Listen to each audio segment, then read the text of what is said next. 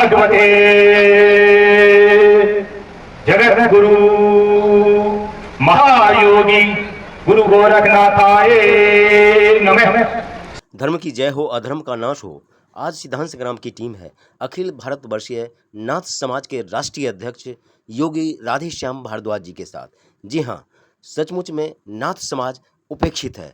नाथ समाज के साथ सौतेला व्यवहार, वक्फ बोर्ड बन रहे हैं, मुस्लिम तुष्टीकरण हो रहा है, लेकिन भारत के टुकड़े टुकड़े हो रहे हैं, लेकिन संस्कृति के उत्कर्ष के लिए कोई काम नहीं कर रहा है। यह दर्द है राधेश्याम भारद्वाज जी का। जी हाँ, जो अखिल भारतवर्षीय नाथ समाज के राष्ट्रीय अध्यक्ष हैं।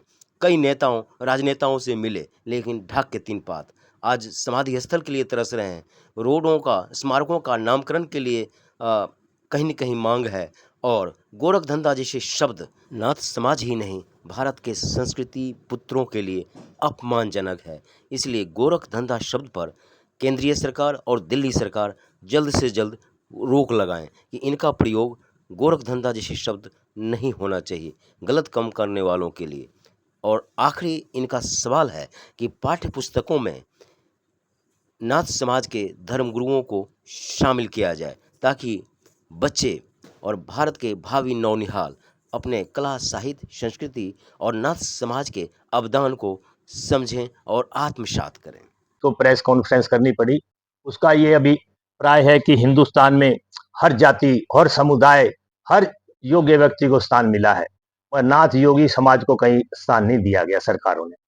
जैसे आप देख रहे हैं, ना हमारे पास आज तक कोई भी जमीन का टुकड़ा सरकार ने कहीं दिया है, क्योंकि नाथ संप्रदाय में जो है वह समाधि की रस्म होती है, मृत्यु के बाद समाधि दी जाती है, पर कहीं भी सरकारों ने कोई जगह आज तक हमें नहीं दी है।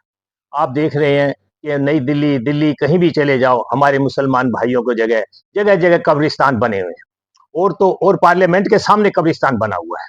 पर हमारा क्या दोष कि हम तो प्योर हिंदू हैं, हम प्योर हिंदू हैं। क्यों?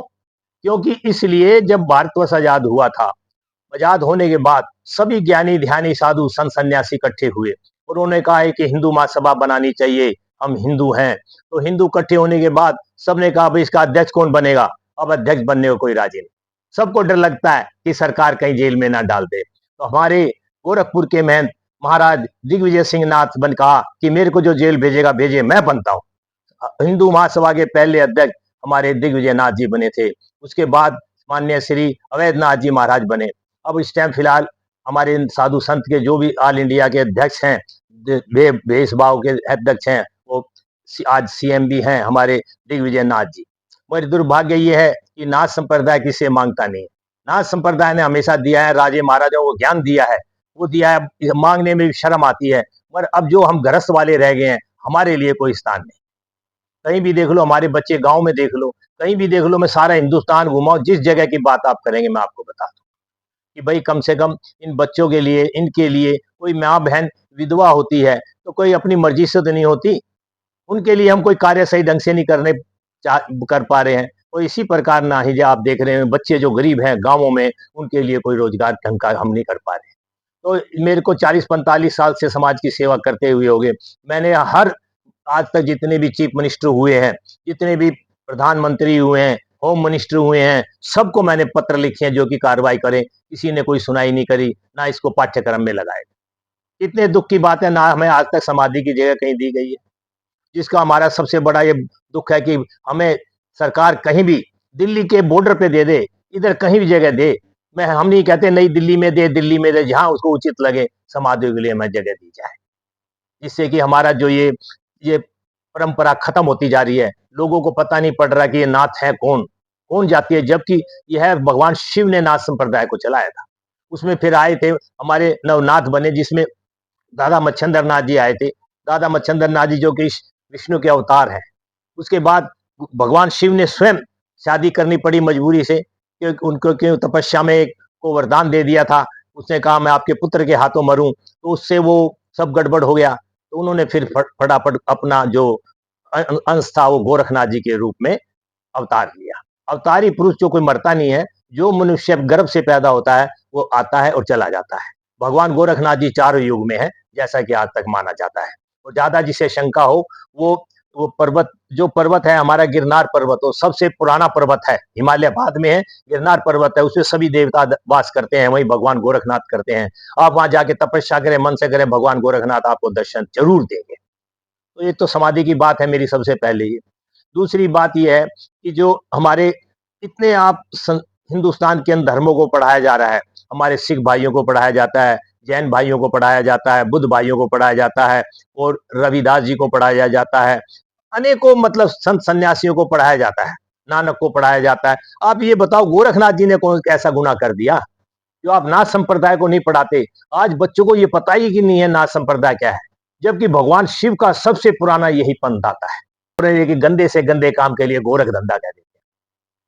कितना दुख होता है हम लोगों को, जो गोरखपंथी है उनको कितना दुख होता है कि हमारे भगवान के लिए ऐसे गंदे काम के लिए शब्द इस्तेमाल करते हैं। यह बंद होना चाहिए। मैंने भारत सरकार से 2019 के अंदर यह बंद कराया हुआ है, और मेरे पास पेपर है जो मैं आपको दे दूंगा। और फिर भी स्टेटों में जगह जगह देखो कोई गंदा काम है, गोरख धंधा शब्द यूज करता है। इससे हमें बड़ी आपत्ति है। मैं आप लोगों से हाथ जोड़ के रिक्वेस्ट करता हूं कि भाई इस शब्द को जल्दी से जल्दी बंद कराएं। मैं राजेंद्र सिंह, सशक्त आवाज समाचार पत्र का संपादक। एक प्रश्न उमड़ रहा है, आधुनिक होते भारत में क्या कारण रहा इस नाथ संप्रदाय उपेक्षित रहा? मैं आपको बताना चाहता हूं, नाथ संप्रदाय जो है वो सत्य की राह पे है, सच्चाई की राह पे है। सच्चाई किसी को पसती नहीं है। आप घर में अपने देख लीजिए, आजकल को जो बच्चा सच बोलता है परिवार उसके अगेंस्ट हो जाता है। तो नाथ संप्रदाय में बहुत सारी ऐसी चीजें आई थी जो कि सत्य के ऊपर रही है और अभी भी हैं। जैसे एक छोटी सी एग्जांपल देता हूं मैं अंग्रेजों के टाइम की। तो 3 पंथ थे ये, नाथ संप्रदाय, वैष्णव और एक शैव। तो हम शैव में आते हैं। तो मेरा सवाल आपसे ये है, मैं रणदीप गुप्ता, आर्टिस्ट हूँ। आप नाथ समुदाय के बारे में चर्चा कर रहे हैं, प्रेस कॉन्फ्रेंस कर रहे हैं। नाथ समुदाय की उत्पत्ति कब, कैसे हुई? कब और कैसे हुई ये तो मैं बता दूं, और कब हुई तो इसका ज्ञान नहीं है मुझे। क्योंकि भगवान शिव ने जन कल्याण के लिए ये कहा था मैं जीवन भर शादी नहीं करूं।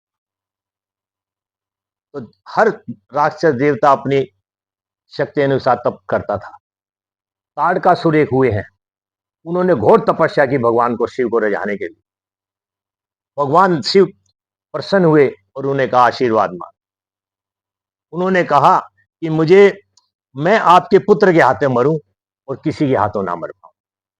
भगवान शिव समाधि में थे, समाधि से उठे थे, तथास्तु करके समाधि में चले, और ताड़कासुर को आशीर्वाद मिल गया। ताड़कासुर ने मारना काटना चालू करा। वो इंद्र का सिंहासन छीनना चाहता था और मारपीट करके कब्जे करने, ये करने, उसे पूरा हल्ला गुल्ला कर। तो सारे देवता देवी देवता इकट्ठे होकर भगवान शिव के पार आराधना करने गए कि प्रभु हमारे साथ तो ऐसा अन्याय हो रहा है, आपने ताड़कासुर को वर दे दिया। उन्होंने कहा भाई मुझे तो ध्यान नहीं, उसे घोर तपस्या की थी, मैंने आंख खोल के उसे मांगा मिल दी। तो प्रभु अब क्या हो? तो अब तो शिव भगवान को कोई रास्ता नहीं सूझा। उन्होंने कहा ठीक है मैं शादी करता हूँ। तो उन्होंने शादी की। फिर गणेश भगवान, नहीं सॉरी, कार्तिक जी हुए। कार्तिक जी ने उसका वध किया। वध करने के बाद अब इनको शादी करी, तो इन्होंने कहा कि मेरा जो कहा हुआ था वो तो गलत साबित हो जाए, इसीलिए मेरे को अपना रूप बदलना। भगवान शिव ने गोरखनाथ के रूप में प्रकट हुए। तो ये नाथ संप्रदाय चला। कहीं गए हुए थे। तो मैं आपसे ये सवाल आपके माध्यम से करना चाह रहा हूँ और देश को बताना चाह रहा हूँ। और जैसे आपने इतिहास बताया, काफी नाथ समाज आजादी के प्रसार, तो वर्तमान में दिल्ली सरकार और केंद्र सरकार दोनों की पार्टी की सरकार है, और पहले की भी राष्ट्रवादी सरकार। तो आपकी तरफ से क्या एक अपील थी? मुझे मैं दोनों सरकारों से अपील करना चाहता हूं कि मैं योगी राधेश्याम भारद्वाज, अखिल भारतवर्ष नाथ समाज का राष्ट्रीय अध्यक्ष, 45-40 साल से मैं लगभग समाज की सेवा कर रहा हूं, और बड़े दुख के साथ कहना पड़ रहा है दोनों सरकारों को कि नाथ संप्रदाय के लिए किसी भी सरकार ने आज तक कुछ नहीं किया। हमारे बच्चे दर दर की ठोकरें खाते हैं, कोई उन्हें सहारा नहीं मिला सरकारों से। हमारे जो इतने बड़े पूर्वजों ने समय दिया है, सरकार या पहले उस टाइम के अंदर राजे महाराजे साधुओं की बड़ी सेवा करते थे और ज्ञान प्राप्त करते थे। और आज देखने को आपको जगह जगह मिलेगा, कितने किले उन्होंने उनको दे रखे, कितनी जगह राजाओं ने दे रखी है हमारे संतों को, साधुओं को, महाराजाओं को। पर बड़े दुख की बात है, हमारे यहाँ जो मृत्यु होती है उसमें समाधि ली जाती है, पर आप ये देख लें कि हमें कहीं भी एक टुकड़ा इन लोगों ने आज तक कोई सी सरकार ने बताएगा। दूसरा हमारा आता पाठ्यक्रम, हमारी सरकारों ने, और एनसीईआरटी को भी मैंने खूब लिखा है, हर जगह मैंने लिखा है, जितने भी आज प्रधानमंत्री हुए, राष्ट्रपति हुए, सबकी मेरे पे लेटर है कि भाई नाथ संप्रदाय के पाठ्यक्रम में क्यों नहीं लगाया गया है। तो नाथ संप्रदाय ने क्या ऐसा दोष किया है? और नाथ संप्रदाय यही एक हिंदू समाज में आता है, इन्होंने हिंदू की नींव रखी हुई है, और फिर भी इसको नहीं पढ़ाया जा रहा कहीं पे भी, कहीं भी किसी भी किताब में कोई वर्णन नहीं है। तो दोनों सरकारों से मेरी ये अपील है कि कम से कम एक अध्याय नाथ संप्रदाय के बारे में पढ़ाया जाए। यह था 1976 में बनी इतनी पुरानी संस्था अखिल भारतवर्षीय नाथ समाज के राष्ट्रीय अध्यक्ष योगी राधेश्याम भारद्वाज का राष्ट्रीय सांस्कृतिक दर्द, जिनमें उनका कहना है कि हंगामा खड़ा करना मेरा मकसद नहीं, मेरी कोशिश है कि सूरत बदलनी चाहिए। अगर कला नहीं है, भारतीय सनातन संस्कृति नहीं है, तो भारत को खो देंगे, राष्ट्रीयता को खो देंगे। इसलिए उठो, जागो, बढ़ो अपने सिद्धांत के लिए। नाथ समाज का सम्मान का मतलब है हिंदुस्तान का सम्मान, हिंदुस्तान की संस्कृति का सम्मान। इसलिए उठो, जागो और बढ़ो। जब तक नाथ समाज को ना मिल जाए उनका अपना असली हक, असली हिंदुस्तान, असली सरोकार, आओ उठो, जागो और बढ़ो। फिर मिलते हैं किसी नई संस्कृति, किसी नए हलचल, किसी नए सिद्धांत के साथ। तब तक कलम की आन, भारत की शान, देखते रहें सिद्धांत संग्राम।